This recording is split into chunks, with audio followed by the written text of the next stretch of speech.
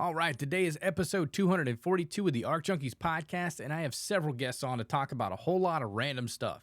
As y'all know, I went out to the Welding Summit last month, and while I was there, I had the opportunity to sit down and record an episode with Scott Raabe from Precision Welding Academy, Stephanie Hoffman of Underground Metalworks, and Joe Young with AWS. We all met up before the student day and discussed our career paths and talked about some of our experiences in the welding industry. We'll get right into it after a quick word from the folks that keep this show up and running. Today's episode of the Junkies Podcast is brought to you by Levrack. Levrack is more than just a shelf, it's a storage solution. They've combined the best elements of mobile aisle shelving and pallet racking to form the most practical storage system for your home garage or your business. The 7-foot system takes up approximately 18 square feet, but it gives you 68 square feet in return and can hold up to 9,500 pounds of weight. That's over 4.5 tons of storage capacity. Check these guys out online at Levrack.com to see how they can change the entire layout of your shop with just one system. They have standard solutions for ease of shopping, or you can build your own system and even add a workbench and overhead lighting. And shipping is super quick because Levrack systems are built right here in the United States.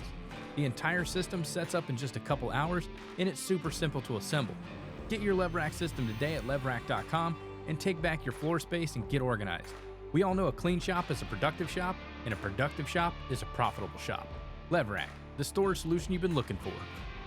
We're also brought to you by my buddies at Outlaw Leather. They make the baddest custom welding gear in the industry. Everything from bolt bags to rod scabbards, armbands, and welding hoods. I've literally seen people sketch out an idea on a napkin, send it over to Outlaw, and they produce a custom hood that exceeds the customer's expectations. I've been rocking my Outlaw hood for over 6 years now, and it's just as solid as the day I got it. And Outlaw stands behind their work and their quality of hoods.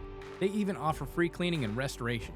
That's right, if you got a hood from Outlaw Leather, box it up with a return shipping label, send it to them, and they're going to bring your hood back to life and send it right back to you. How many companies provide that level of care and service? I'll tell you, one, and that's Outlaw. They also have a complete store where you can pick up everything you need as a welder with 2 options to shop.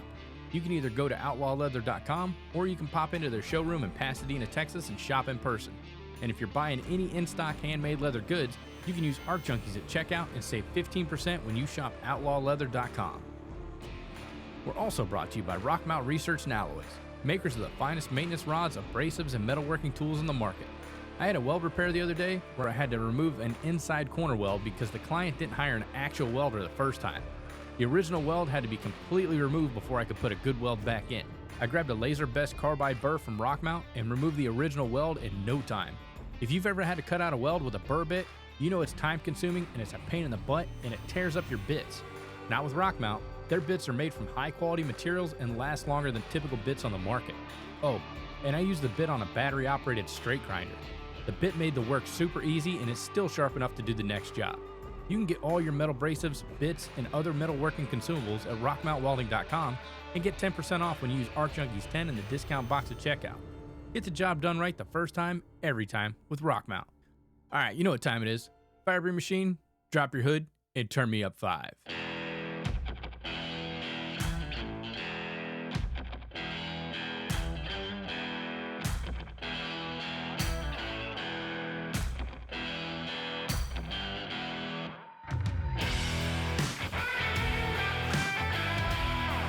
You're listening to the Junkies Podcast,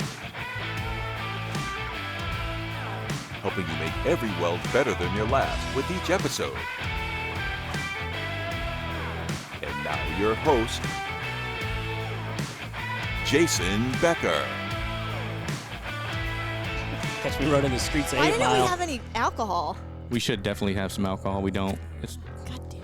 yeah, too late now. Better. Should I run to the lobby? No, we need to get this fucking thing done. Okay. What time is it? Well, they said 5. It's like 2:40. Oh, we got. What are we doing? I don't know. We're doing this sober. Is what I don't We're like. recording. I can edit all this out though. Yeah. We can talk about that pug's eyes and how it's staring me down. Demented. It's been staring down yeah. since he walked through the door. He likes your boots, Scott. I think he likes yours. He wants to know where that fucking deal is. That's what I'm saying. Orlando, Florida, come on down, man. The old boot barn. Yeah. Hey. Oh, that's a plug now. I got to cut that out. They're not a sponsor. Oh. Yep. Edit that out. Yeah, Just turn my mic off. It's fine. we could do that. Oh, I don't know which one you are. I think you're 3. Try that. Yeah, I can tune you out. I wish I had one of these. Yeah, I'm not going to say anything. You press the button, fucking out the door. Yeah. I can eject you. Well, cool. We're here at the AWS Welding Summit down here at the Woodlands, Texas. I got Scott Raabe, Joe Young, and Stephanie Hoffman. You all know who they are. Welcome to the Woodlands. Yeah, thanks. Yeah, no problem. Having fun so far? Yeah. Yeah, you've only been here for a day. I know Joe just landed, and Scott just got here a little bit ago.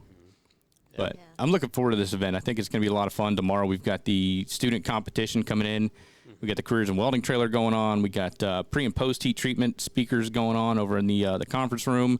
And then there's a host of other, educational speakers and stuff, different topics for people. So this is actually, is this your first summit, Steph? Yeah, because I don't remember the last one. Okay, I want to say it was 2 years ago because COVID got in the way, but yeah, I think they're going to try and make this an annual event. Yeah, that's the plan, like a mini Fab Tech, right, Joe? I believe so. I think if all goes well, they're going to try to keep rolling them out, and obviously different topics and conference, I think, ways or how they want to, approach it. But certainly, yeah, I think the goal is to kick it off and carry it on, ride it off into the sunset, right? Yeah. No, and I mean, it's a good time. It's because we were sitting at dinner last night, and I was talking to Steph, and I see my buddy Scott Wachowski, and he's got this group of people that he's, his entire career, they've been together. They've always worked separate, but it's events like this that allows everybody the chance to kind of get together and hang out and see each other and reconnect and, see what's going on, what's changed. Very similar to what Steph and I do with our group of people at FabTech. That's our family reunion every year. So the Weld Summit's kind of it's a time where everybody can, cut out for a couple of days, link back up, check in with each other, and, once again, build your network, talk to your folks, see what's going on, what's changed. A lot of them are working on similar projects in different areas. So it's really cool to be able to link back up with some of the people because as big as the welding industry is, it's like a very small, tight-knit community. Absolutely. Couldn't agree more, and I think you almost get kind of like a flavor depending on where each conference is hosted at. You kind of get a flavor of that local industry, so you can kind of meet some new contacts that are in that, whatever's going on in the Houston or greater Texas area. You can kind of see what they're doing on this side of the world or this side of the states, and that's kind of cool too. So. Yeah, and there's so much to learn about welding. That was the cool thing. I was hanging out with Scott, and I met a young lady by the name of Paisley. She's out of Ontario, but they were talking, repairs and shutdowns and different alloys and stuff. And this is all new stuff to me. So I'm trying to process this information. And that's information that I wouldn't get, if I was back home at Florida.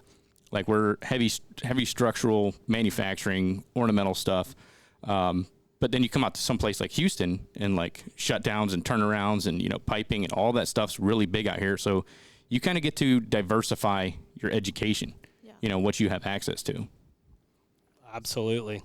No, it's really cool. I'm looking forward to the next. I want to try and catch some of these speakers. Obviously, we got the like I said, we got the student thing going on tomorrow. But I think it's going to be a lot of fun. I want to catch some of these classes because that's where you learn so much information by attending the seminars and conferences. Plus, you also get to build your network. Yeah.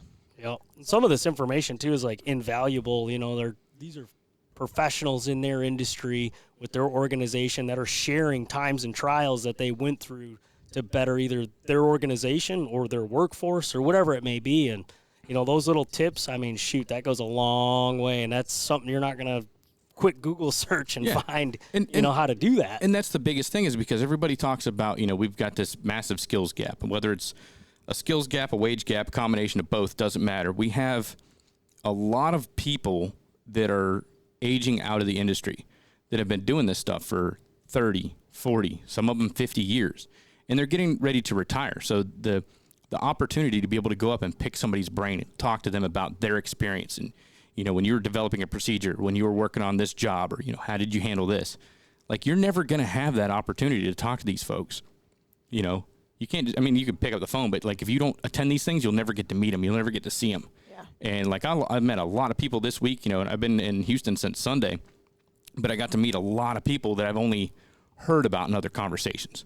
And they refer to these people as oh, this is the Jedi Master of API or, the Jedi Master of ASME Section 9. I guess Walt Spurko is going to be here this week. I'm really looking forward to him or meeting him because he's the ASME Section 9 guru. You talk to anybody about ASME Section 9, they're oh, yeah, you got to meet Walt. change your mind, or it'll change your life. Oh boy. So, but I mean, these are the type of people that are here at this event. You wouldn't have access to it any other way. Even like fab techs and stuff like that, you might bump into them, but like here, you get to hang out and chat with them and, have long drawn out conversations. Yep, absolutely. And that's those side conversations or that introduction. I mean, that could be open a whole new door of opportunities, or even just enlighten you and inspire you to do something with your career, or even just provide a whole wealth of information. I mean, that exact point is, for me, has helped me develop a lot of where I've gone and kind of helped me garner wisdom, if you will, from folks, and they shed that light, and you just take the ball and run with it, and they're happy to help. They want to pass it along. You know what I mean? The thing is they get excited about sharing this information with, and talking with people that want to learn. Mm-hmm. So it's really cool that they're very giving of that information. Like everybody, they kind of want to be a teacher. They want to pass that information off because they don't want to go to their grave with it. Yeah. Right. Well, there's something, too, to be said about in-person conversation that you only get at coming to events like this. Like, you can connect with people on LinkedIn or Instagram or Facebook or via email and get lots of information that way, but there's something that's lost in that, something that, you only get by coming to these events is that in-person connection with these people. And it's not the same. I mean, they do a lot of like Zoom conferences and things like that, but like, y'all know as well as I do, as soon as that Zoom meeting's over, everybody's like, end chat, done. All right, back to, whatever I was doing. But this stuff, it's so personable. You hang out. Like I was up till 2:30 in the morning listening to, like how to weld duplex pipe and the problems that they run into that with like P91 in industry, and, how they're, solving these different issues with, welding engineers, because like all your welding engineers are young now too, so they don't have that experience either. So they're all like learning through trial and error. But somebody, in their mid-30s that just got out of engineering school with a little bit of welding experience can go in there and talk to like a Walt Sparko or, some of these other people that are super intelligent, but doing it for years, and just, here, this is going to help you out. And they've got documents and manuals and everything that they're, oh yeah, I got it on a thumb drive, I'll shoot you an email. And now you have access to that information, which I don't care how much Google you're going to do, you're not going to find this information on the internet. Absolutely. Somebody's got it on a PDF on their desktop because they're the ones that wrote it. Or if they don't know who it is, they know the person to get a hold of, and they can say, hey, you need to talk to this individual, and they'll, send you right down the road, and you're at a phone call, email away from solving an issue that probably would have took you who knows how long. 10, 15 years in industry to stumble through and figure it out on your own. Mm-hmm. And then you look like the shining star when you get back to work and you solve this problem that everybody's been beating their head against the wall, and you're like, oh yeah, we just do it like this. Yeah. Well, where the hell did you learn that? Oh, I went to a conference, learned about it. Yep. Talked to a guy that, did this shit 30, 40 years ago. Exactly. Now it's really cool. So Steph, tell me a little bit about, you did the Metal America tour where you got to bounce around and check out a bunch of different shops and everything. How was that experience? Awesome. It's probably my most favorite thing I get to do for the American Welding Society, actually. Getting to travel the country, one, get to meet a lot of really cool people, going to these different shops that I would never have an opportunity to go to. And two, making content that people can watch and kind of be inspired by is pretty awesome. We're going to places like Path Robotics where they're doing some cutting edge, robotic technology stuff where these robots basically scan the part. They don't have to be programmed. They just scan the part and they'll just weld the part, and they don't have to be linear. So like they can go around circles. They can go all different, positions and stuff like that, where a lot of the robots right now, they have to be linear. I know there's companies out there that are changing that too. They're kind of getting up with the times as well. But getting to go to places like Path Robotics and seeing how these machines are created and how they're tested was freaking awesome. Getting to go and build roller coasters, like as a kid, you always look up at these giant, hunks of metal basically, and you're like, how's that created? How is that made? And then learning all these things about roller coasters that I never knew, like. And some of the tracking and stuff like that, they're filled with gravel to keep the sound and the vibrations down when the roller coaster goes over people's heads and stuff like that.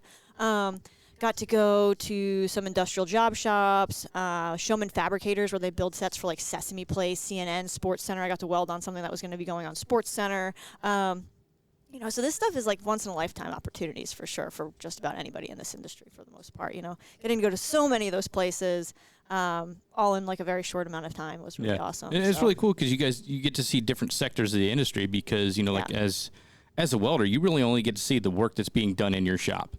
And a lot of people don't diversify out of what they're good at. So if they're really good at fabrication, that's pretty much the industry or the lane that they're going to stay in. If they're really good at, doing downhand pipe, that's the industry they're most likely going to stay in. But having access to, or just, having the ability to show people, hey, look, here's how roller coasters are made. Here's how pipelines are put in. Here's how repairs are done. Here's how structural's put up. Here's how, signs are made. Here's how, like, welding is just, it's more than unlimited. just what, I also toured the country with the AWS with their careers in welding trailer, and that's where we're sitting in right now. And, we're trying to showcase other career pathways that aren't just pipeline industry or iron workers. Like, a lot of people think that's all there is in welding, but there's hundreds of different jobs, different types of welding. I mean, the different types of welding is just amazing in itself, right? Mm-hmm. And that's the other cool thing. I'm going to these different shops too, and we get to kind of focus on some of these processes every once in a while. It could be arc gouging 1 minute, and then we're going over and using some dual shield wire, or we're using some metal shield wire. And the reasons why we're using these different wires, that most of these kids are just exposed to just basic MIG welding with solid wire. Maybe some flux core. So you get to see some of those different things.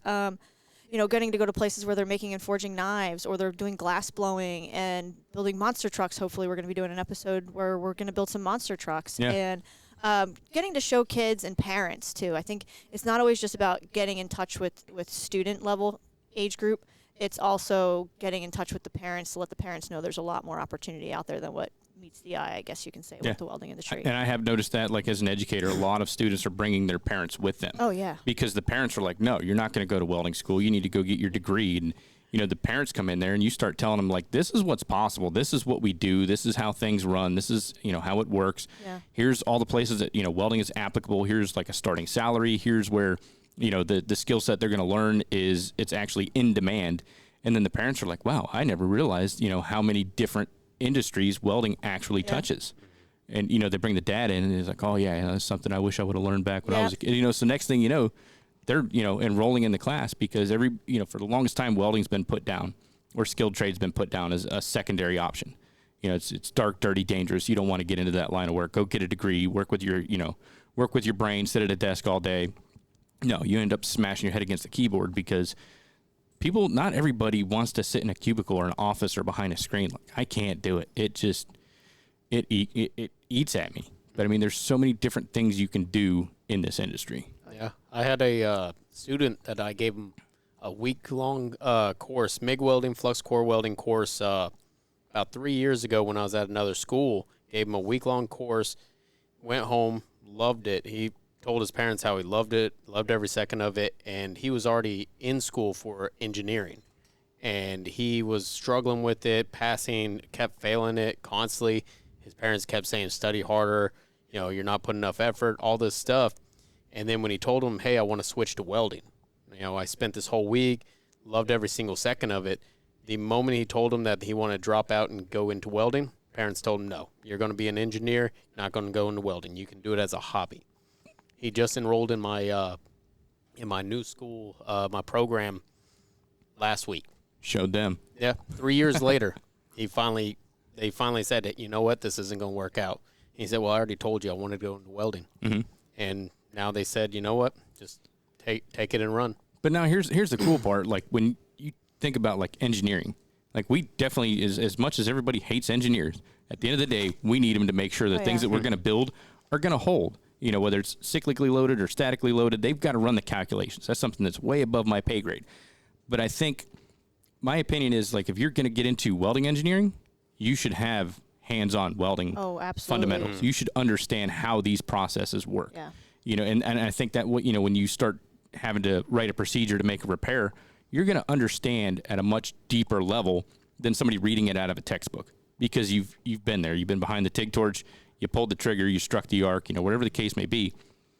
You've got, some hard skills, tangible skills that you can pass on into that paperwork. Yeah. And now it makes sense to the welder. And then things get a little bit easier as you go through. Yeah, I mean, well, welding engineering, I mean, we knock them all the time as welders, but we're not engineers either, right? Yeah.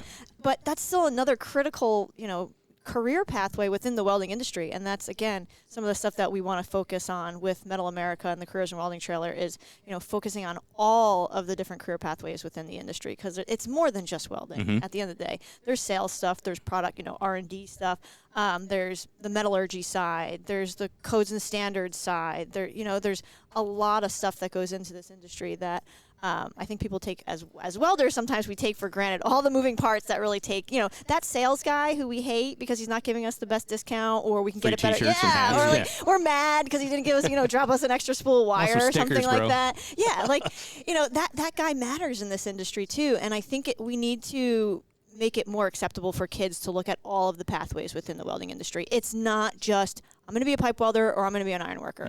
There is way more to this industry than just those two pathways in welding. Oh, 100%. I like the fact that you guys just put in the Discover NT or NDT section. I think that's new.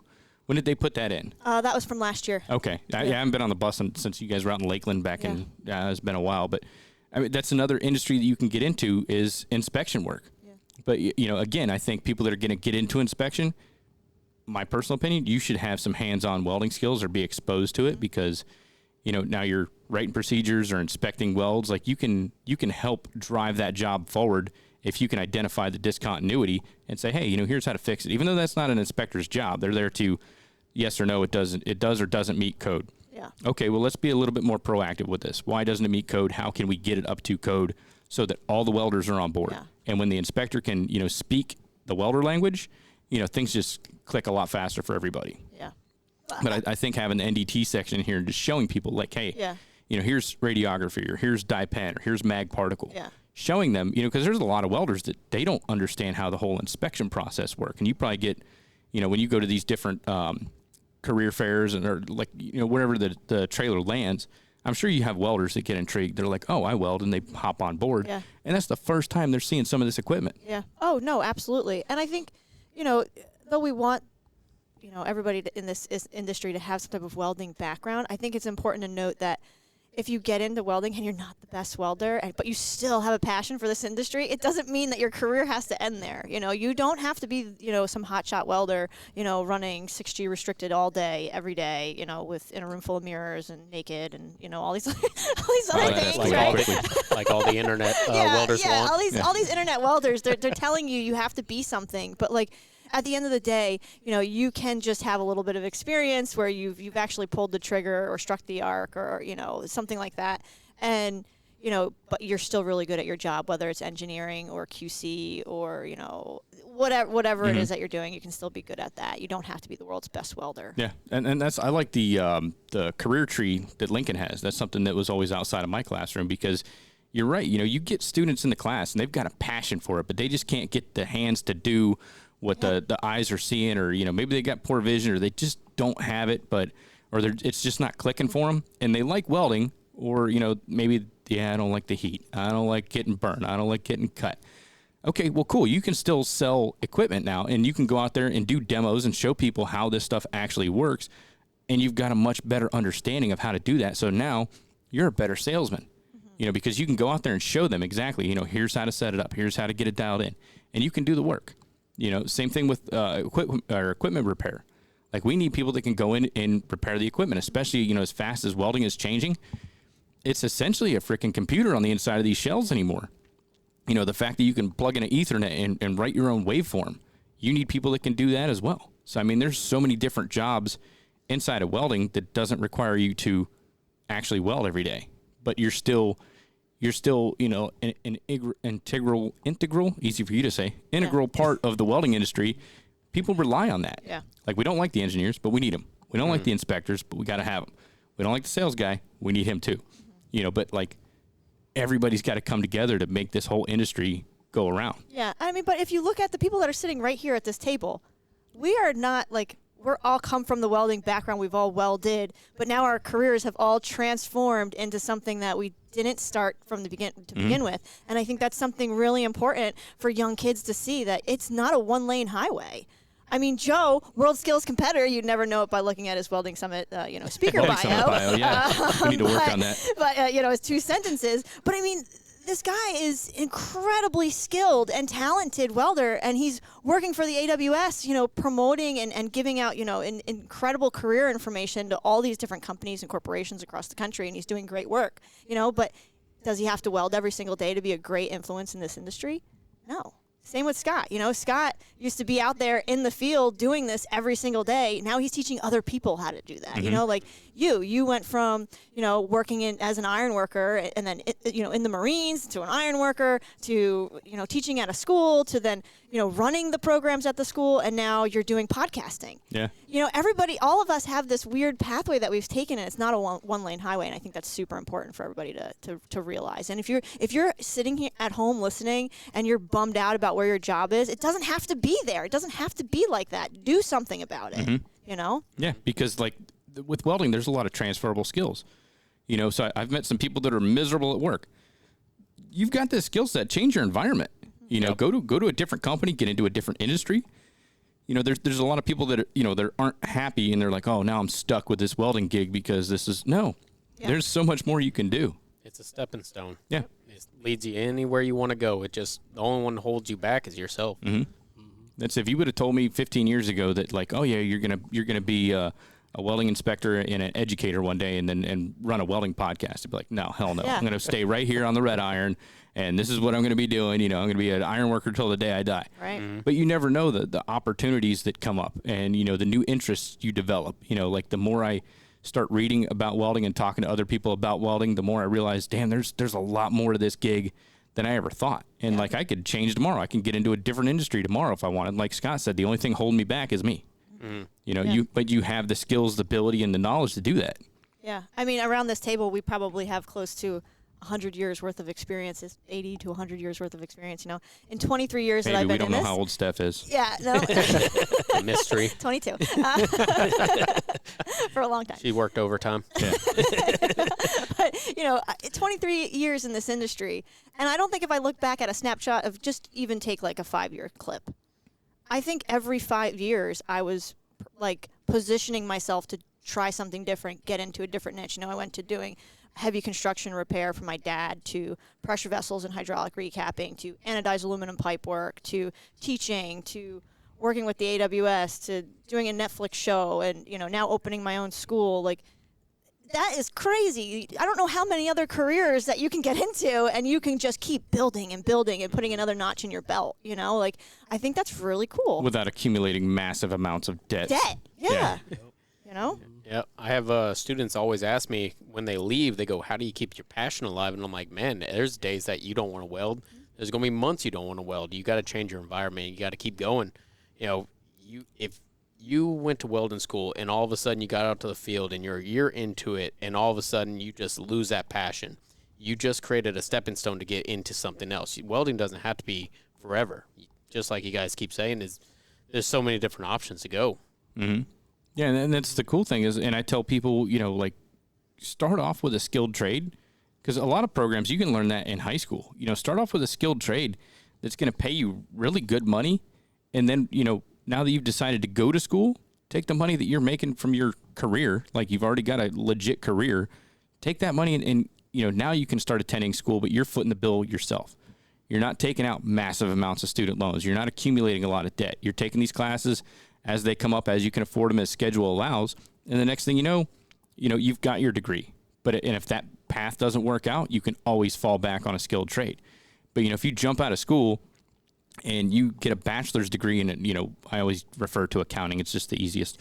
You get into accounting and you're like, man, this sucks. I don't want to do this anymore.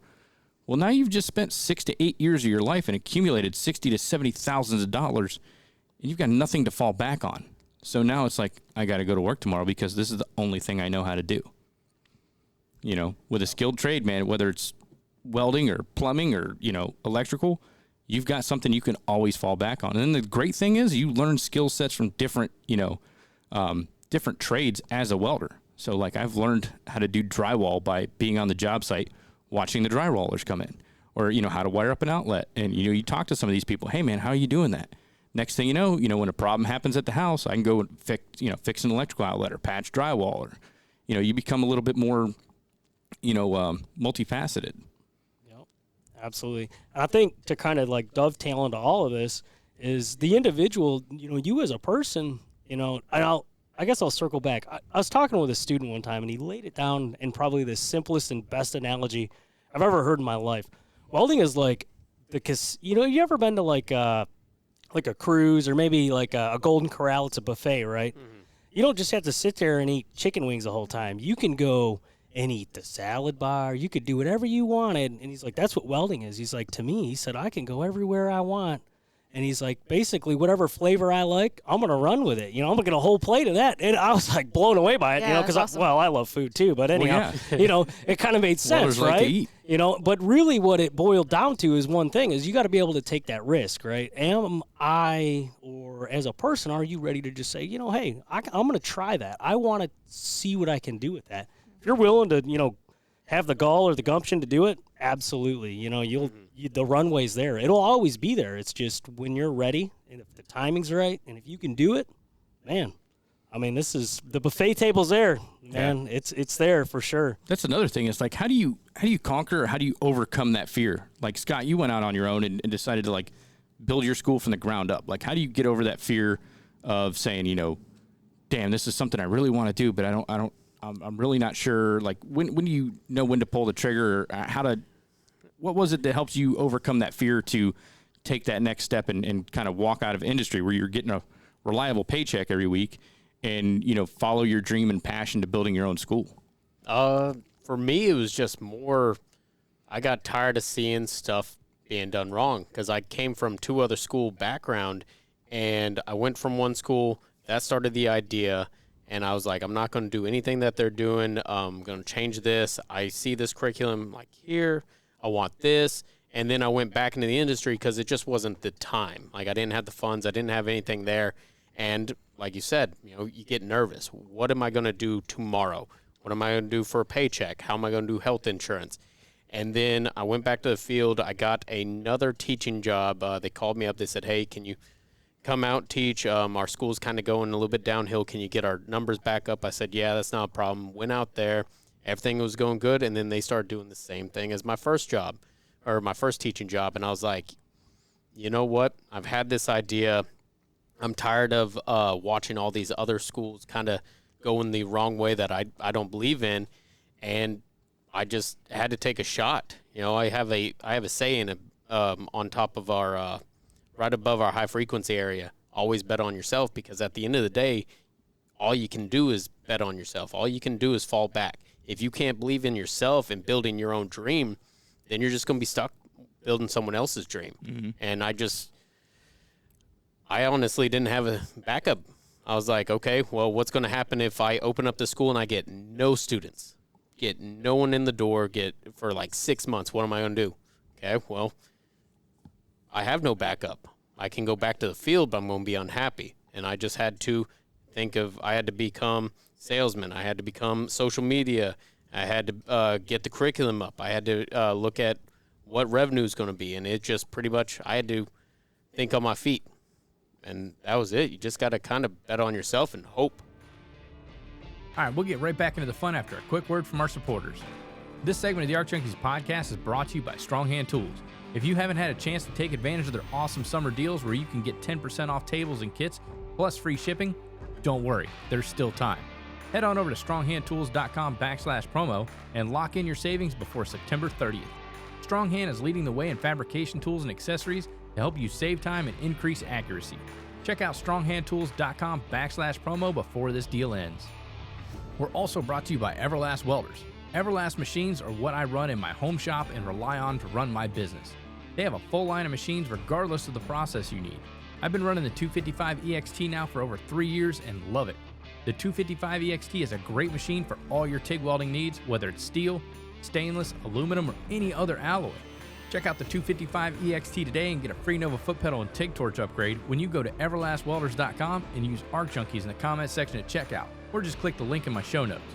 Everlast Welders. Weld mean, weld green. Are you a member of the Black Booger Club? You know what I'm talking about. You leave the shop after welding and grinding all day and you blow your nose and it looks like an oil spill. That's because you're breathing in dust and fumes all day through your nose. I know what it's like. I've been there, I've done that, and that's why I started using O2 Armor. O2 Armor blocks the dust and fumes down to 2.5 microns, so you're not breathing that crap in. Check them out online at o2armor.com and save 10% when you use ArcJunkies10 in the discount box at checkout. You can either breathe it in or block it with O2 Armor. Now let's get back into the show. It's a hell of a learning curve too, but like you said, you got to be the sales guy, you got to be the marketing guy, you got to be, the inventory, accounting, like all that stuff. And you it's trial by fire, and you learn that stuff because when you first start up a company, you can't afford to pay people that stuff. So that, YouTube University, man, like, how do I do this stuff? What's the software that I need? It's the same thing when I sat down and I was like, I guess I'll do a podcast. I have no idea how to run any of this shit. I don't know how this stuff plugs in. There's different connectors and, but that's the thing is, trying to figure that out. And it's all trial by fire and learning from your mistakes and having the passion to move forward. And I think that's what's driven me a lot of my times is the passion. Mm-hmm. I love being able to teach people something that I'm truly passionate about. And that's where I get my, the guy I used to work for, he says, man, you need to find your why. And then once you find your why, that's what's going to be your driving force. Mm-hmm. Why do we wake up and do what we do every day? That's going to be your driving force. And I think that's going to, it's got a habit of pushing you towards, success. Mm-hmm. Absolutely. Couldn't agree more. No, yeah, for me, it was pretty easy. I watched the housing market collapse. Not many know this, but I was by birth a fourth generation landscaper to a family business. So I still have a shovel and a broom with my name on it. If the welding gig doesn't work out, come back to the family business. We need hands. Hard workers are good to find. So for me, it was, I'm gonna try this welding gig, see how it goes, and take the ball and run with it. Because what's the worst that's gonna happen? I'm gonna have to go back and work with pops, and the rest of the family doing that. There's nothing wrong with that. Mm-hmm. I like that type of work, but I found that the arc was just captivating. I'm like, man, I kind of like this welding stuff. I don't know if I can go back to this whole planting trees and flowers and cutting grass. Like, you better save that for the birds. This is pretty cool here, And then one thing kind of led to another, and I was always curious. Once it captured my curiosity, I had, I think, courage or confidence to take those risks, move forward. But it also took people, too, along the way to say, hey, Joe, you're pretty good at this. You should try doing that. Mm-hmm. Or, I'm over here. You want to come work for me? I'd love to have you work for me. And, that was just through conversations, always trying to be, networking with people. Just, I like to call it chewing the fat. I like to kind of just talk to people, just find out who they are, what they're about. And one thing leads to another. And shoot, 2 weeks down the road, you're over working with them side by side, learning something new. Like, man, I never thought I'd be, welding mechanical piping together inside a building somewhere, but those things happen. Here I am killing it. Yeah, having fun, Yeah. You got to, and I was always kind of too, like, man, bills never sleep, right? So you're kind of, I got to chase some money too, because I was very driven by, I like to make a buck, I like to, enjoy, Buy the nice comforts things. of life, Yeah. right? So, the welder, that was kind of, he was a neighbor too, man. He had a nice boat, brand new dually, power stroke. I was like, man, this guy, what is he doing? Anyways, a welder for GM, a maintenance guy, and I was like, he's got something going on, So I kind of picked his brain a little bit, and then when I first dabbled in school, that was kind of, I had to pick a welding class, right? Mm-hmm. And shoot, here I am today, right? Never thought I'd be on a podcast inside this trailer deal, and talking with you folks who are a whole heck of a lot smarter than me. I'm just kind of trying to just listen, absorb, and, do what I do best. He's very humble. Oh, my gosh. I want to punch him right now. I just want to punch him. No, but Joe, I want to go back and kind of highlight one of the things you said, your network. It was somebody that kind of was betting on you to say, hey, you should give this a try. You should do this. Or having a mentor. And that's one of the coolest things about this industry is, linking up with other people. Like we talked about at the beginning of the podcast, and I talked about with my buddy Brian Legalio a while back, having a network, because you can't do it alone.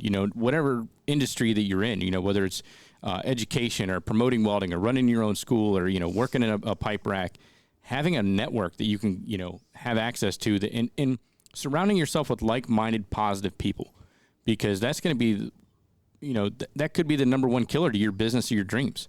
If you've got somebody that's always negative around you, that's like keeping you down and saying, hey, Scott, don't open that school, man. What happens if you fail? Like, you got to get those people out of your life and surround yourself with people who are like, you know what? Open that shit, because it's going to be a success. Because I've never seen you, I've never seen you not be able to complete something that you put your mind to. You've got to surround yourself by those positive people. Mm-hmm. Absolutely. And to that network point, I think for me, it was a welding instructor.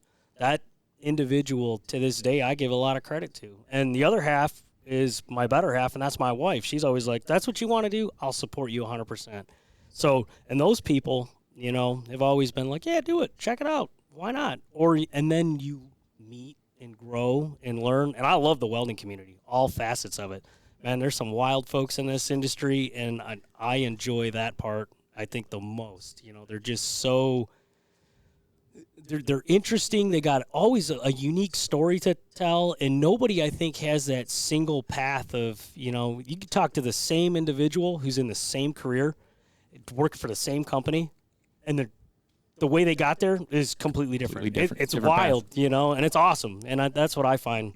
I think that's one of my favorite parts about, the welding community. Yeah. But, there's always lots of downs to any industry, though, too. And I think that's always really important to hear those, like, missteps that some of us have had to kind of make sure, hey, if you're going to do this, just make sure. So, like, when I started my fabrication company, and I don't post a lot about it, but, we do a lot of work for, like, restaurants and stuff like that. And there's been more times than not where I'm, like, not charging them enough. I'm not thinking about actually, what is it going to cost and how much time is it going to take me to install this massive thing that I'm making for this restaurant? Like, making stupid mistakes like that in the beginning, and, like, being able to give that information to somebody. Not that it was a negative, or, like, at the time it freaking sucked. I'm sitting there for 3 days trying to install these racks, or putting in a bar or something like that. Or, I do a lot of stuff for hair salons too, making custom stuff, and then not realizing there's a heater that runs along the wall, and this stuff's supposed to be hugging the wall, and now I have to take everything back after it was powder coated to cut little notches out, and then have to, like, you're just like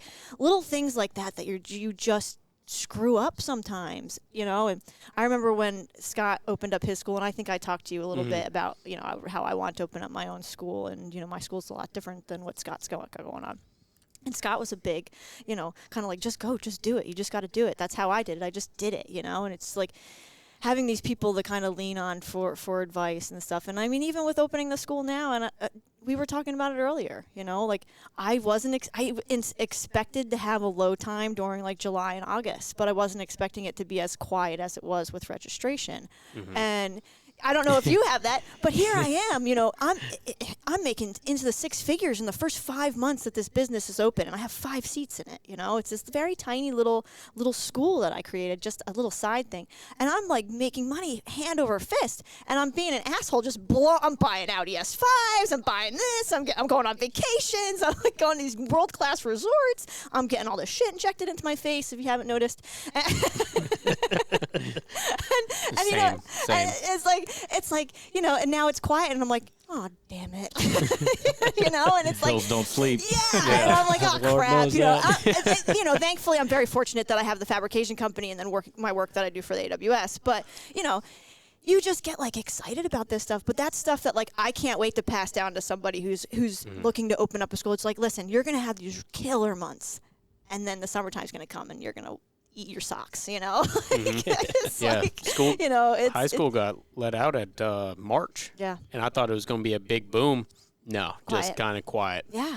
And you're just like, what do I do? Yeah, it's scary. Yeah. It's so scary, and nobody tells you this Nope. stuff. And it's like, that's the stuff that I want to make sure that I'm telling people is like, not every, we talk a big game about how welding is amazing and you can go anywhere with it. But guess what? I had a lot of interviews that they were fucking assholes to me. I had a lot of places that I worked where they were total scumbags, and I had to keep going and trying new things until I found the place that I liked. At the end of the day, that's the things that you got to do. But hey, you got any advice for me on what is a bad boss? A boss isn't going to be your best friend every time you go there. You're not going to love your boss, but you got to respect your boss, right? So it's stuff like that I definitely learned, and I like telling, my students that come on the trailer and stuff like that. It's like, oh, yeah, you might not like this guy, but listen to what he's saying. He's not wrong. You do got to work. You can't have your phone out. I'm the mean boss sometimes, too. I got to crack the whip every once in a while. Right? I'm glad you brought that point up, because we were talking about it last night. I was hanging out with some of the folks that are here at the summit.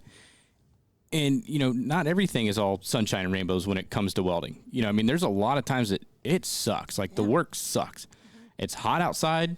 The work you're doing is hot. You're melting metal together with electricity, and you're cutting it with fire, and it's already 115 degrees outside ambient temperature anyway. But some of those, like surrounding yourself, the coworkers that you have make the work suck less. And nobody remembers the great days. Nobody remembers the easy days where you walked in, you punched the clock, you did your welds, and you go home. Nobody remembers that shit. Everybody remembers, man, you remember that time we were out on that job and like nothing was going right and it was raining and, and then the next thing you know, it's 100 degrees and like everybody's just having a shit time and like nothing's going together. But the people you surround yourself at work, because welders have very dynamic personalities, I'll just say it that way. But you get to meet all these different people and you kind of build each other up and bring each other up and you help each other avoid the same mistakes. And you have a lot of fun doing some shitty work sometimes. And that's kind of what gets you through the day. And those are the good times that everybody remembers is the shitty days on the job site. Yeah. Oh, boy. Always, So it's always the Jesus take the wheel moment that everybody remembers, when everything's just haywire. That's why you keep coming back for more, because it builds. You have this like bond with these people. Like, all right, we just did that, and you want to come back for more, and you end up like getting these relationships with these people, and you don't want to leave. Like, everybody's like, why do you still do the trailer stuff? You've got 2 successful businesses and a family. I have a husband and a 14-year-old daughter, and why don't you just have some free time? Why do you do stuff with AWS? It's because I love working with people like Joe and John and Monica and getting to hang out with, you guys here and like going to these events and seeing this stuff. It's like, you'd have to pay me to you'd have to be like, all right, Stephanie, we're just going to pay you to sit home. You're not invited anymore. You just got to sit over here in the corner. Like, AWS is not getting rid of me, unfortunately. As many people as coming at me for my job, it seems like these days. Oh, I want to work on the trailer. I want to do the trailer. You're not having it. Stop asking. Yeah, no, I don't. It's mine. Yeah, I don't know if I could do that one. That's one job that I wouldn't want. And it's great that you do it because you inspire so many people in, the fact that you get to go around and tour the entire U.S., and get people into welding, get them excited about welding. Oh my God, my best friend just walked in this door. Your future ex-husband. My future ex-husband, Jay Jones, is here. Oh my gosh, and I haven't seen him in ages, and I tried to call him the other day to yell at him, and he doesn't even answer his phone. You should have stopped by the Instructors Institute. We had a great time with Jay. Institute, Just had him on the podcast recently. Yeah, so for everybody that didn't hear, Jay Jones has stopped by. Jay Jones, if you don't know him, you should. Cut it out. In the flesh. We met him in the flesh. What's going on, sir? Good to see you. Good to see you. You better come over here and give me a hug. Jump across the table at you. It's a trap. It's a trap. Yeah. Just audio, there's no video. Well, somewhat. She gets some pictures. But see, once again, there you go. Look, your network just walked through the door. We haven't forgotten you, Mr. Holt. How are you? All right. Well, you got to come over here for a hug now, too. Come on. This is hugging hour. Hug hours. Oh, yeah. I'll get you one. Doing good. How are you? Mr. Tom, good to see you. How you been? Yeah, so once again, the network. Yeah. Like all these people. And it's these events like this that brings everybody together. Yeah. Mm-hmm. And I'm sure once this podcast is over and we go to the bar and have a couple of drinks, like that's what I was saying last night. I've been to a lot of classes and seminars, but I think I've learned more just having a drink with somebody after class is over. Yeah. Well, we got even more coming in, even more legends. Legends. President of the President American of the Welding AWS Society just walks just in. showed up. Just shows up, Dr. Rick Plannon. Walks in like he owns the place. Past president John Bray. Both Awesome dignified, people. amazing men. That's only you. Only one. But yeah. That's really cool to see that. It is. I mean, just like. And we're all how excited. You hear how excited we are to see each other. And the funny thing is like this whole thing, like between you and I, Steph, it kicked off building this network at the Instructors Institute. Where Jay Jones was. Where Jay Jones was and Dr. Rick Plannon. Yes. And now, I'm like years later, and Dr. this Rick is part Plannon of gave our me the network. stink eye for a week straight. Yeah. You deserved it. Until I you had a little bit of an confronted attitude. Walk in there, tell them how they need to run the place. But it worked out because 2 years later, they sent you an invitation to apply for a job. Yeah. My loud mouth got me somewhere, I guess. It's usually how it happens, though. The squeaky wheel Gets the grease. I'm very squeaky. You hear this voice? Yeah. That's one thing the doctors can't fix yet. They fixed everything else on my face. They just haven't fixed. Put some Botox in your vocal cords, beef them up a little bit, get you some bass down in there. Hi, my name is Stephanie. I was about to. Hi guys, this is Stephanie with Metal Shop America. I think my husband would draw the line there. Probably. He'd be like, "All right, you gotta stop." Sounds like a smoker. Yeah. So what are you guys doing next year with Metal America? Every time I turn around, I hear we got new ideas and new places that we're looking to go. I know Monster Trucks is on the chopping block there for us to go visit and wreak some havoc and drive some monster trucks. That'd be cool. I think, Overkill. yeah, no. I'll get you linked up with Cynthia Gauthier, maybe. I already know her. We're Okay. already pals. All right, never mind. Come Yeah, on. there goes that. Whoa. Do you know who you're talking Network. Why to? didn't you introduce me to her? Networking. No, it's this place that it's called I think it's called the Metal Shop or something like that, and it's Makes in sense. Delaware. But the reason why I want to Marketing go, got a hold of that one. yeah, the reason why I want to go there so badly is because they actually have a monster truck course. Oh, that'd be cool. So if they have one to drive, I would hope that they would either let me sit in the passenger seat or maybe even drive it. That would be awesome. And, You know, I and probably have to Scott sign up. Raabe's invited. Yep. Yeah, we're all invited. Yeah, We're all to invite invited. your network. We're all invited. I need a text on that one. Yeah. Yeah. I'm gonna get that on my calendar. So Scott, what's going on with your school? I see you got a lot of new simulators and stuff popping up, and I think that's probably the best way to train people because you're getting them out of the booth, you're breaking them away from the 4-inch and 6-inch coupons. You're saying you literally have a trench dug out behind your school where you roll up engine drives, and I mean they're tying in bell holes and doing all kinds of stuff. And then you've got so that's great for pipe. You've got the water racks on the inside, and you've got the structural scaffolding and all that. So I mean, they get a lot of exposure before they even walk into industry. Yeah. So for our longest program, their last 2 months, 2 to 3 months, depends on how quickly. I don't really have a timeline for them to do each process, each plate, each pipe, and all that. Usually, if they're on the same timeline that I kind of just mapped out, then they have about 3 months left before they graduate. That last 3 months is advanced pipe welding, pretty much we're going to do customization. Do you want to go into automotive fabrication, specialty metals? Then we'll get you into sanitary welding. We'll get you into titanium, aluminum, pie cut, stainless, all that good stuff. If you want to go into more heavy piping, all that, then we'll get you into the simulators. I had one student that just graduated. No, he graduates this Friday. He's been in the simulator for the last 2.5 months. Has not stopped, has been on the water wall, the convection box, in the PWA cluster. They were all in the trench 2 weeks ago, all that. So I want at a certain point when they get pretty decent, we got to have them in the booth. Every school has to have you in the booth so you can get the fundamentals down. You know what a passing weld looks like. You know what a defect is, how to repair it.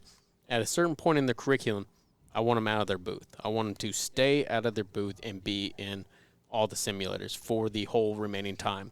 I had a few students. That's what we have a capstone. We have 4 different capstones. They are either projects or simulators. If they go the longest program is 140 hours of capstone work that they have to do. So it's a minimum of 140 hours in these simulators they have to be. If they want to go more, awesome. Then I'm not going to stop them. I want them to develop all their tight welds, learn how to freehand, learn how to repair, all that good stuff. So that's why we have about 9. I'm looking to add another 5 before the end of the year. And I have no idea what they are yet, but imagination will strike. Yeah. I think one was a basket coming off the roof, and I don't know how that's going to work. That sounds like an insurance. But hey, they signed a waiver. Well, it's all right. You get an engineer. Do you know they can still sue you with that waiver? The waivers. That's what my attorney told me. He's Pretty like, this is ironclad. just, a Band-Aid, really. If they really want to sue you, they can. I'm like, oh, great. No, but I think it's cool. And then you guys go through all the safety and stuff that's required too.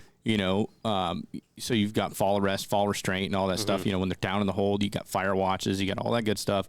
I mean, maybe that's something you can incorporate is figure out a safe way to do a confined space and do confined space entry and then confined space retrieval. Because that's the biggest thing. We talk about the skills gap. You got all these people that are getting out of the industry. They're not there on the job site to train these people. No. And with all the new safety regulations and stuff coming in, like if you take somebody that's just been in a booth for, the past 6 months welding up coupons, and then all of a sudden you throw them on an active job site, You know, you got your hard hat and your safety glasses, but I mean, they don't know shit from Shinola when it comes to how to operate safely on a job site, how to put on a harness. You know, I mean, like, this is the type of stuff that should be being taught in a school. And I like to see programs like what you have going on, because it's like an apprenticeship. You know, I mean, that's the best way to train people is, you know, do the work. Not just, okay, here's how to weld. Okay, you did great. Here's your cert. You know, good luck. Have fun out there, bud. You know, like, show them the stuff that, you know, nobody else is showing them, the stuff that's going to be expected of them when they get on the job site. You know, so once they get on the job site, you know, the people that have been there, the journeymen that have been there for a while, they're not saying, oh, this kid just got out of school. You know, what's he know? You know, they know how to use these freaking tools. That's every single welder. Honestly, if you talk to any welder that has ever worked with someone from a school, they all have a bad reputation with them. And it's a lot of these bigger schools coming up that have been around for 10, 20 years they just funnel and just keep throwing out 500 students every 6 weeks. You want to name any of them? I have on social media, but you know, they're making sparkle babies. Did you used to work for one? I work for two now. So yeah, the other one. Does it rhyme with salsa? Yes. Yeah. Yes, I worked for two. One was starting out to do, you know, better, kind of in the same direction I was, and then they went into the other route of salsa. So. Yes. Code word now. Yeah. No, but I mean, the fact that you're training them up and skilling them up for the workforce and kind of giving them a heads up, because, like, that's when I went through welding school. I was like, okay, this is all cool, but what am I actually going to be welding on when I get a job? And nobody could ever tell me that. You know, so the fact that you're giving them some exposure into a couple different industries, you know, like you said, you got the titanium area, you got, you know, so they can learn a little bit about motorsports if that's the area they want to get into. They can get into piping, they can get into structural, they can get into all this stuff. You know, it's really cool how you've got that set up, and you know, and I think, you know, adding a couple more simulators is just going to be freaking awesome for the school. Oh yeah, I'm constantly looking at the curriculum. I can't change much on the curriculum right now because we are going through accreditation. While you're in accreditation status, if you touch your curriculum, they cancel it. So we have about another year left on that. Well, no, we have a year left to get FAFSA. We have 4 months to get accredited. So as soon as we get accredited, I already have new curriculum already written up. And then I think you're getting ready for GI Bill eligibility. I know, like, the VA takes forever to do things, but we have been approved by the VA. Everything is solid. We are apparently just waiting for a number. Waiting for the number. Just a number. I went through the same thing with the AWS on my accredited testing facility. It's like, just give me that damn number. I've already met the criteria. We called them, everything. They were like, yeah, you guys are approved. And we're like, oh, cool. Well, we got like 5 veterans waiting. And they said, oh, no, not yet. You need this number. And I said, oh, a week? Shoot 2 it to weeks? me in an email. No, 6 months. Oh, my gosh. 6 months. And I was like, okay. So, yeah, I've been pushing back all these vets. I think I got 7 to 10 right now just waiting for this number. And that's it. And it's fun. And then, Steph, your school's a little bit different. You know, you don't do the long-term training. Tell me a little bit about, you know, what you're doing at Underground Metalworks to yeah, it's just a little different. It's more short-term, fast-tracked. We're an RTF, too, so we have people coming in for testing and certs and stuff like that. We do week-long classes, night classes, which is like 12 nights or whatever. We do single-day and weekend classes. So, you know, with that, it gives people who are, like, we get a lot of CWIs that come in that haven't worked with. It's crazy how many CWIs don't have a lot of experience with certain materials because or welding in general. Yeah, and so they come in and they're like taking a class on like aluminum, or they want to weld Inconel, or I don't know, whatever they're coming to do for advanced TIG, say. But we do advanced TIG, we do just basic TIG, where it's just carbon steel. We have you know, basic MIG classes, things like that. We get a lot of retired people. We get 14-year-olds. We have a lot of 14-year-old kids coming in because they can't get into the local VOTEC program, or they can't get into a welding class somewhere. We allow them to come to our night programs or our weekend classes. We have people coming from all over the country, from like Washington State, California, Canada, all up and down the East Coast, pretty much anywhere, any state. We've hit probably about 20 states so far. Oh, really cool. Yeah, this quickly. I mean, most of them are East Coast people.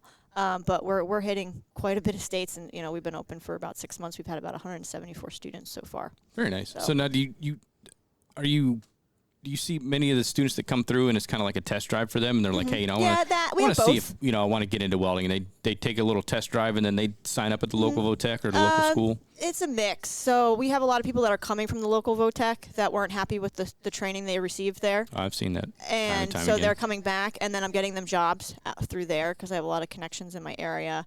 So quite a few people that are skilling them up. Yeah. Because it's specialized. So not if you come in and take a night class, it's not the same for everybody in that program. If one person is an advanced welder, then they're only working with advanced processes and materials. If you have somebody who is, say more basic and never even welded, never even touched a grinder before, maybe doesn't even know what a flapper wheel is, doesn't know anything about anything, they're all in the same room. So it's pretty cool with only having 5 people to instruct at a time. It makes it very user-friendly. It makes it very customizable. So we have a lot of repeat customers because people like the fact that they can cherry-pick days on a calendar and time that allows them to, fit their budget. And, it's been pretty awesome so far. I didn't think it was going to work out. I was like, oh, I'm going to try this. And, if people come, they come. If they don't, it is what it is. And I have a really cool shop. And my shop doesn't look like a regular welding school.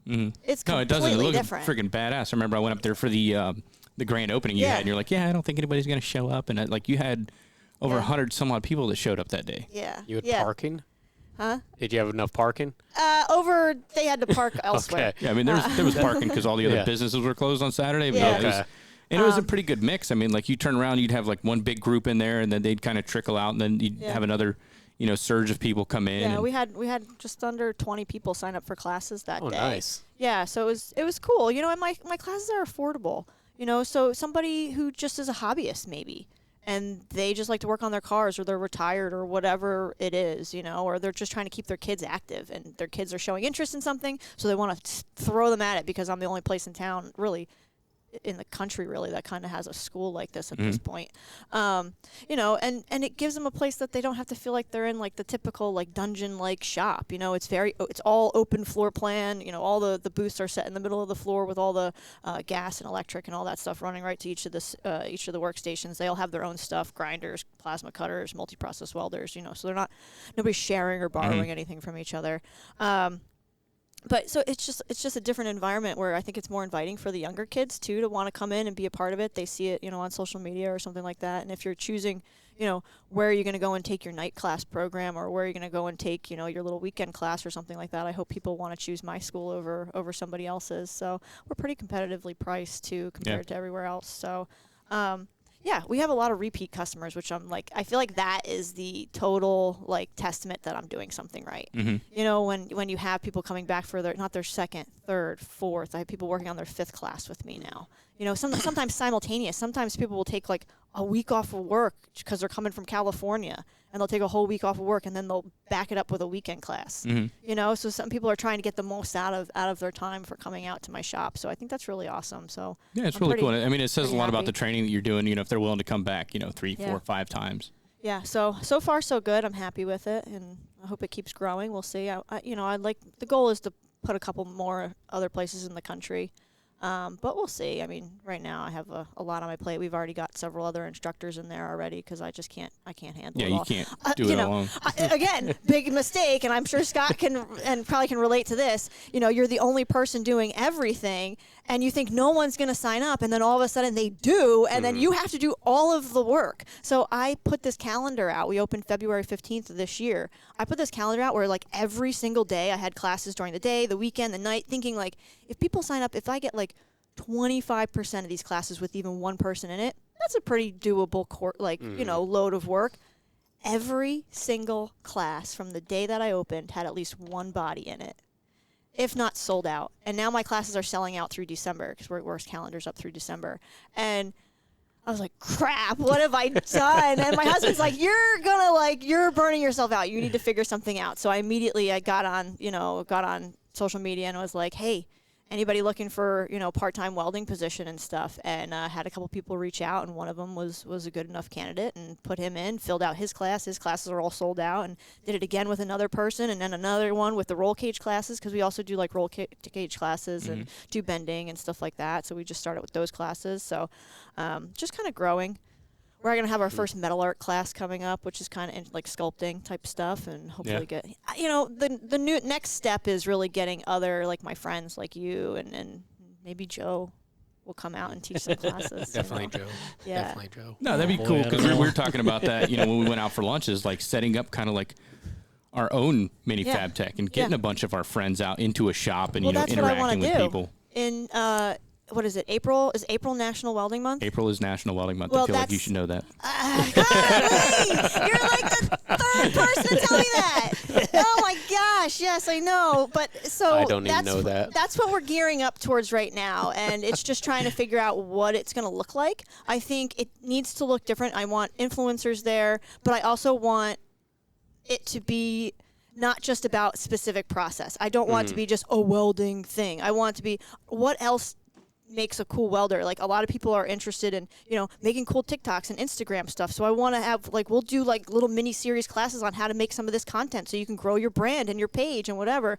I want to have other stuff there. Like maybe we'll do a titanium class all together and have somebody who's really good with titanium there. Or maybe we'll weld copper, like stuff that people aren't typically doing, but it's fun and light and a way to kind of all get together and hang out with each other without it being so serious. And we're going to have what's Everybody going on turn here. to page 17. Yes, and we're going to do resistance welding in the additive manufacturing world. And it's just our group doesn't want to go and be a part of that. And I think it would be awesome. And then, hey, maybe we'll throw a little golf outing in there or something like Monster that. trucks. Yeah, monster trucks, golf out. You know what? I'm on a piece of property. It's Pine Barrens Reserve. And there's all these wood trails that people take their trucks out into and stuff like that and do wheeling and everything. So we could totally set up some really cool stuff. That'd be neat. I got fireworks. Four-wheeler. All right, so it sounds like something's happening here, and we're all in on it. It's almost like that drunk conversation people have, and they're like, No. we're going to do this. This is a very sober conversation because it's actually already in the works. I've even sent out emails to my videographer and photographer, AWS, ESOP. They already know that I'm planning this. It's just a matter of how the fuck am I going to accomplish it? And we're going to need a bigger shop So, Who do we know that has a huge shop? We could go with there. welding equipment. With welding equipment. Well, I'm thinking, the Jersey Shore is fucking fun. Yeah, it's pretty cool. And we got the beach. And we got the beach. So that's kind of was You my whole thing. You landlocked people in the beach, man. I don't get it. If we're going to go somewhere, let's go beach somewhere. sucks. Yeah. Get sand in your shorts. But so I mean, that's kind of my idea here. So somebody's gonna steal it from me and get something going before April. Ran out a cruise ship. Yes, like the Flogging That'd be Molly awesome. cruise. Yes, that would be awesome. Has anybody else sweet. gone on that besides me? Yeah. Not yet. Oh, it's so fun. But us in the water with fire. It would be awesome. Oh, then we could bring out Totally the oceaneering reckless. folks. We could do some underwater welding. There we go. Boom. All right, cool. We got it. We got it. Got it. That's what I'm talking about. Like we should get. I'm just making up stuff now at this point, and I'm just really excited. I'm just really fucking excited. Well, I think this is probably a good place to end it. We can go over to the bar. We can have a couple drinks and plan this out a little bit further and get some logistics going. I like it. Sound like a plan? I'm all about it. All right, let's go. I'll watch the drinks. I'll be figure out what needs to go on a menu for your deal in April. There we go. We need a secretary. He's taking fucking notes. He's taking minutes. We're gonna need somebody that's gonna remember all this stuff tomorrow. I'd be more of a consultant. I'd stay away from natural light. Maybe we'll just stick with a PBR on this one. Yeah. Get OSHA in there. Oh no, don't get OSHA in there. No, you're fired. That was quick. Damn it. Who's hiring? Yeah, right. Awesome. It was great having you guys out here on the show. Let's go plan some stuff out, and hopefully we'll get it going. I think it'll be great. Looking forward to it. Thanks again for having me, and man, great conversation. Anytime. Always a pleasure chatting with y'all. Yeah, thanks. Thank you. All right, ladies and gentlemen, I hope you enjoyed the show. If y'all are enjoying these episodes, please leave a review on Apple Podcasts or a star rating on Spotify. You can also share the episode with a fellow welder to help them along on their welding journey. Don't forget to check out ArcJunkies.com to stream past and present episodes and pick up Arc Junkies merch to support my work. Hope you all have an awesome week. Stay safe out there, and until next time, make every weld better than your last.